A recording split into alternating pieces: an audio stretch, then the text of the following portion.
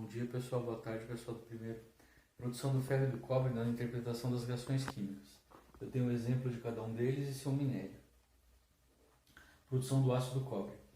Muitos metais são obtidos por meio de transformações químicas dos minerais que o contêm, como é o caso do ferro, que pode ser extraído a partir do óxido de ferro, principal componente da hematita.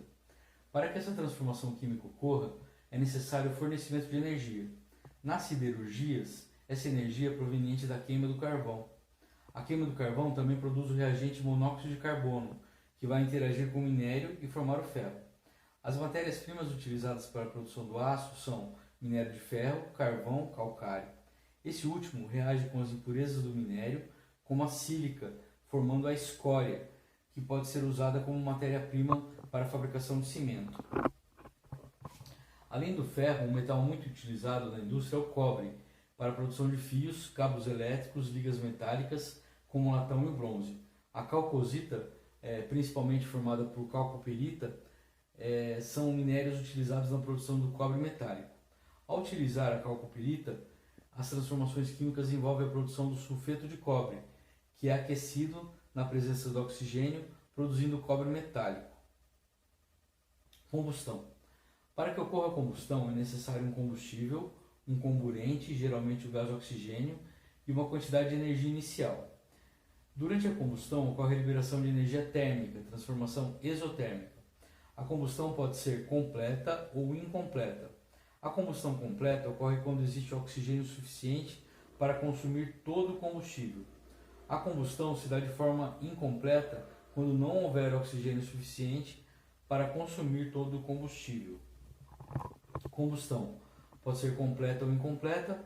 Na combustão completa, eu tenho todos os carbonos reagem, e na incompleta eu tenho a formação de monóxido de carbono. E esse monóxido de carbono faz com que então as chamas sejam diferentes.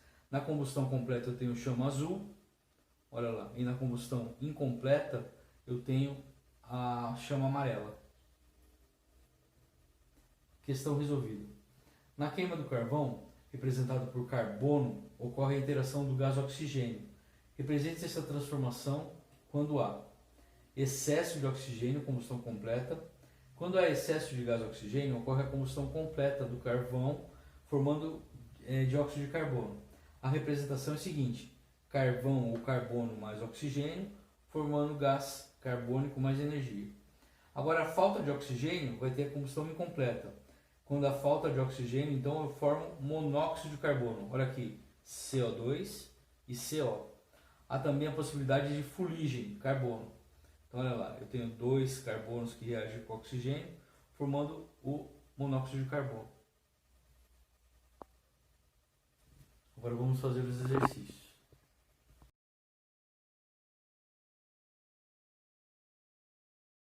Olha lá, pessoal, o exercício. Muitos combustíveis são formados pelo elemento carbono e o elemento hidrogênio, como por exemplo a gasolina, que é C8H18, o principal componente, porque é uma mistura de combustíveis. Outro combustível é o oxigênio, possui oxigênio, como por exemplo o etanol, também chamado de álcool combustível. A combustão do etanol ela pode ser completa e incompleta. O exercício quer que a gente reescreva essas equações e faça o balanceamento, que elas estejam balanceadas. Então, primeiro eu vou copiar aqui, ó, C2H6O mais O2, formando o CO2 mais H2O. Então, o produto da combustão completa é gás carbônico e água, certo? Então, o que a gente precisa fazer aqui? A gente tem que colocar, para fazer o balanceamento, colocamos os constituintes do reagente e do produto: carbono, hidrogênio e oxigênio. E aqui mesma coisa: carbono, hidrogênio e oxigênio. Quantos carbonos eu tenho desse lado aqui? Ó? Eu tenho um carbono. Quantos oxigênios? 2 e 1, 3 oxigênios. E quantos hidrogênios eu tenho? Tenho 2 hidrogênios, certo? Aqui, ó, eu tenho 2 carbonos. Eu tenho 6 hidrogênios e tenho 3 oxigênios, certo? Então, o que eu posso fazer? Como que eu vou transformar isso aqui em 2? Eu multiplico 2 aqui, ó. 2. E agora aqui se torna 2. Certo? E agora, como que eu faço para esse aqui se transformar em 6? Eu vou multiplicar aqui por 3. Por 3. E aqui vai se formar 6. Certo? Só que quando eu fiz isso, eu aumentei o número de oxigênios, que foi para 7. E agora o que eu faço aqui? Eu preciso multiplicar por 3. Para aqui também e para 7. Certo? Então quais são as quantidades? Uma molécula desse, 3 moléculas desse, 2 moléculas e 3 moléculas. Então esse é o balanceamento. Agora a combustão incompleta. Olha lá. C2H6O mais 2 formando CO mais H2O. Eu faço a mesma coisa de novo. Vou separar aqui, ó, carbono, hidrogênio e oxigênio, carbono, hidrogênio e oxigênio. Vamos lá. Quantos carbonos eu tenho aqui? 1, 2 e 2. E desse lado aqui eu tenho 2, 6 e 3. Certo? Agora eu vou ter que fazer. Vou multiplicar aqui por 2 e vai ter 2 carbonos aqui. Certo? Agora eu vou multiplicar aqui por 3 para ficar com 6 hidrogênios. E vou multiplicar esse lado aqui por 2 para os dois lados ficarem com 5 oxigênios. Certo? Olha lá, pessoal, continuação do exercício, item B. Ele pede para a gente indicar semelhanças e diferenças entre a combustão completa. Então, semelhanças, diferenças entre a combustão completa e incompleta. A primeira semelhança que a gente observa são os reagentes, são o mesmo nas duas equações, né? Eu tenho o mesmo reagente. Agora os produtos são diferentes. Eu tenho um produto dióxido de carbono em um e monóxido de carbono na outra. E eu tenho a quantidade também de oxigênio, que é diferente. Para essa equação ser completa, eu tenho uma quantidade maior de oxigênio nessa equação do que nessa equação. E tenho também a chama, a cor da chama. Na combustão completa eu tenho a cor azul e na incompleta eu tenho a cor amarela. Legal? Vamos lá, pessoal, olha lá, como prever as quantidades ideais de reagentes e produtos envolvidos em uma transformação química. As substâncias são representadas por fórmulas que indicam os elementos constituintes através de símbolos, que as quantidades de átomos através de índices. As reações químicas são representadas por equações químicas, que mostram as fórmulas das substâncias participantes em proporções adequadas. Então, esquematicamente, nós temos do lado esquerdo reagentes e do lado direito produto. Como uma reação é um rearranjo dos átomos, é necessário que o número total de átomos dos reagentes seja igual ao número de átomos do produto. Sempre que o número total de átomos de reagentes for igual ao do produto, disse que a equação está balanceada. Questão resolvida. Represente a transformação a seguir devidamente balanceada. Nas indústrias siderúrgicas, o gás monóxido de carbono, formado na combustão incompleta do carvão, reage com o óxido de ferro extraído do minério e como produto eu tenho o ferro líquido e o gás dióxido de carbono. Fórmula balanceada.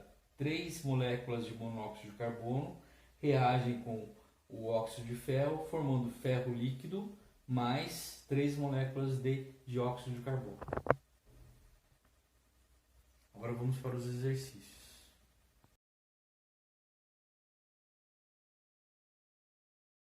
Olha lá, o exercício agora, pessoal.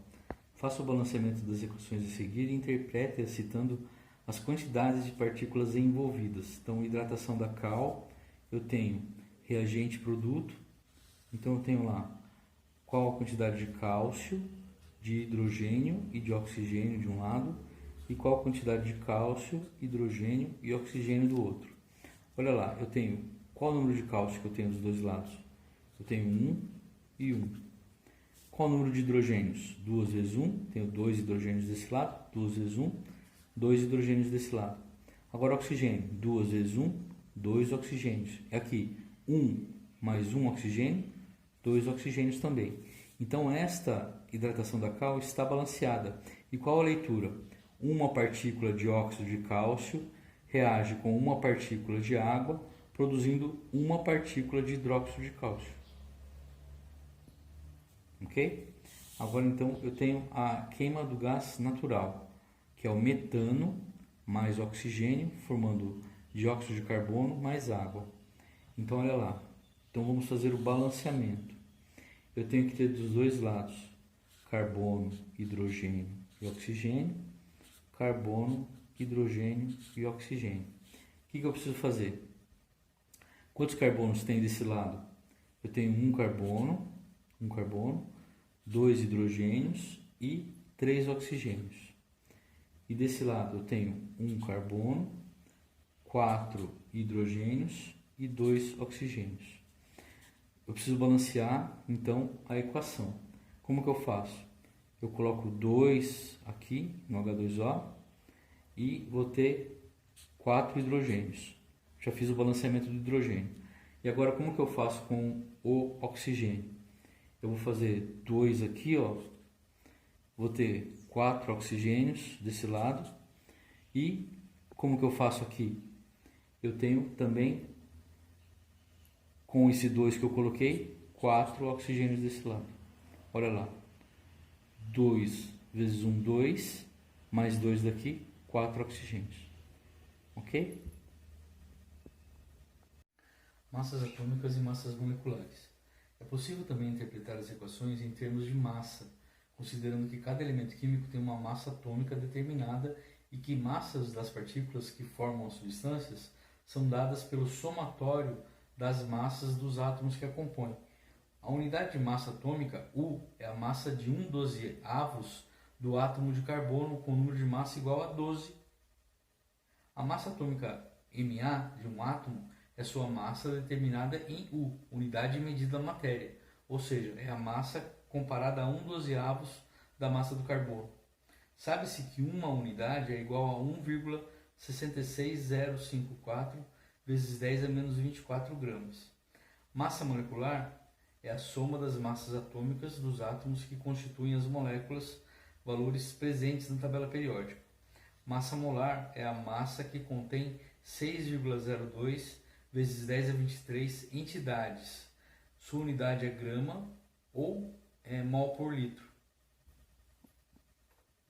Olha lá, questão resolvida. A massa atômica dos elementos aparece na tabela periódica para cada elemento químico, como mostra a figura a seguir. Massa atômica do neônio. Olha lá, eu tenho os valores aqui, ó. Aqui em cima e aqui embaixo, os dois valores. O número atômico é o de cima e a massa atômica é o de baixo. Quando quisermos calcular a massa molar de alguma substância, temos, portanto, que consultar a tabela periódica. Por exemplo, no caso da molécula de água, H2O, sua massa molar é igual a... Então, o que eu preciso procurar? O número de massa do hidrogênio, que eu tenho, que é 1. O número de massa do oxigênio, que eu tenho, vai ser o 16, né? E o número atômico do oxigênio é 8. Então, como que eu faço esse cálculo? Eu tenho H2O, o número do hidrogênio vale 1 e o do oxigênio vale 16. Só que eu tenho 2 átomos de hidrogênio. Então, 2 vezes 1, 2 mais 16, 18 gramas. Ou 18 gramas por mol. Agora, vamos fazer os exercícios.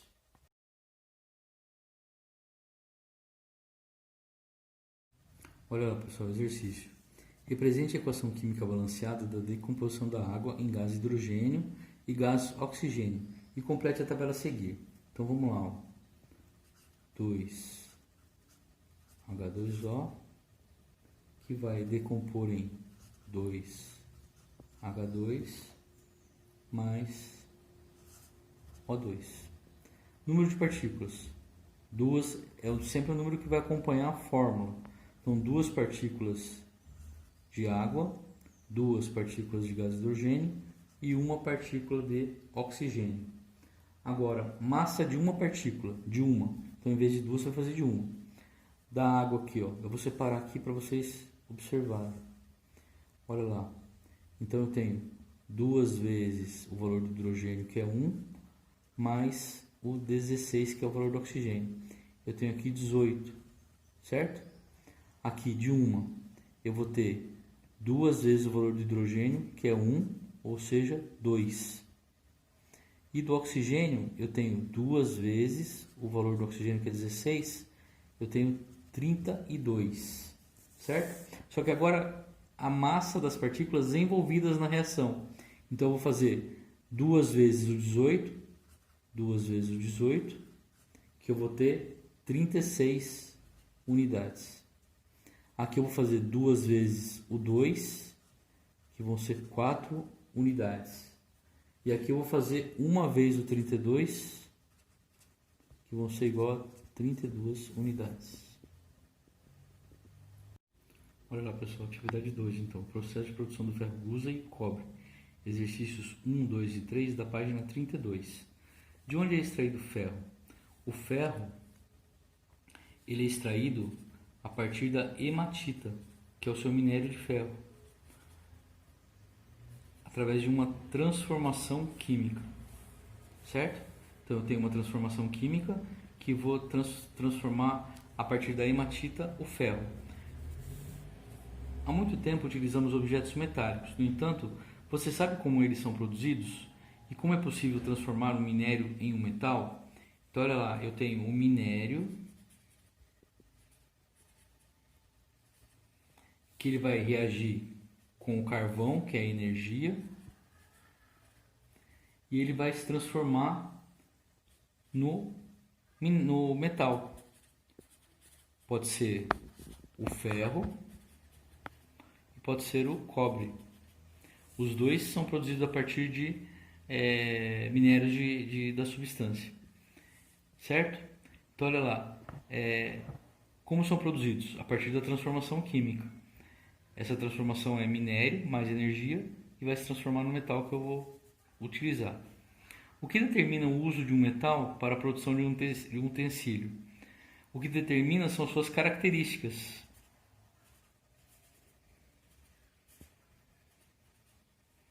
Por exemplo, por que se utiliza o cobre nos fios elétricos? O cobre é utilizado nos fios elétricos porque ele tem uma característica chamada ductibilidade, que é a facilidade de transformação em fios. Então, pela característica desse metal, eu consigo produzir o utensílio.